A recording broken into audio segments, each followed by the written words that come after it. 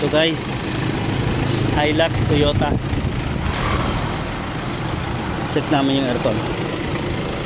So nilagyan ko ng sahod yung ano niya, tubig niyan tumatagas kasi pag may langis, may leak siya. Yan, tignan muna natin. Kasi wala kaming makitang bakas ng leak dito sa labas niya.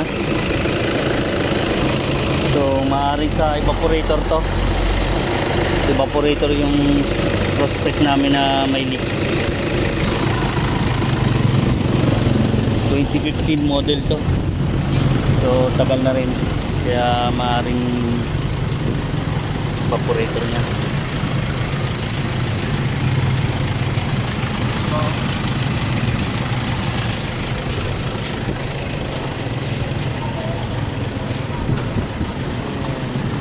Meron.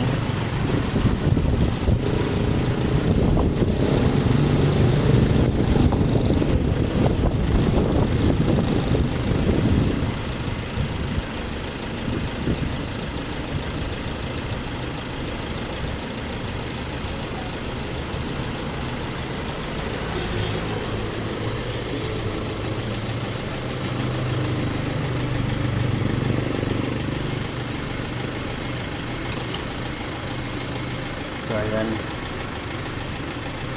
So kargahan muna namin to siguro. Tapos pagka nawala siya, yun, saka schedule na lang. So ayan guys, 20 na lang yung laman niya, yung karga niya.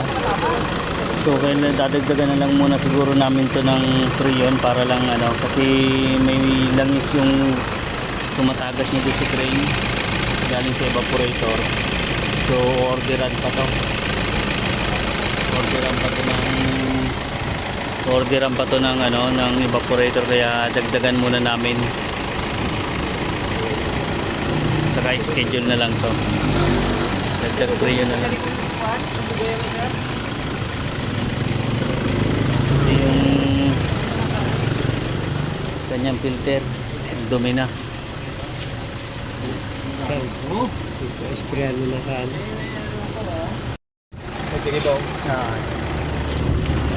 Yan guys, dagdag lang muna Freon.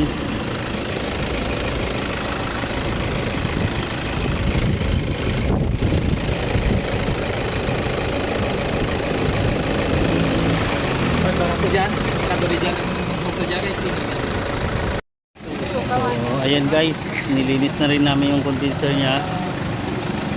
Ito na lang yung Freon.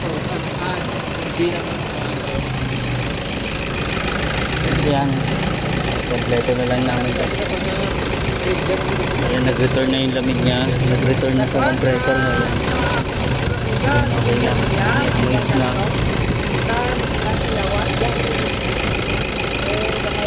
So ayan guys, okay na to. Okay guys, ito guys yung filter niya, air cleaner niya. Pinalitan na rin para ayos yung ano niya doon, baradong barado na sobrang dumi. Okay na yun, no? Ayos na.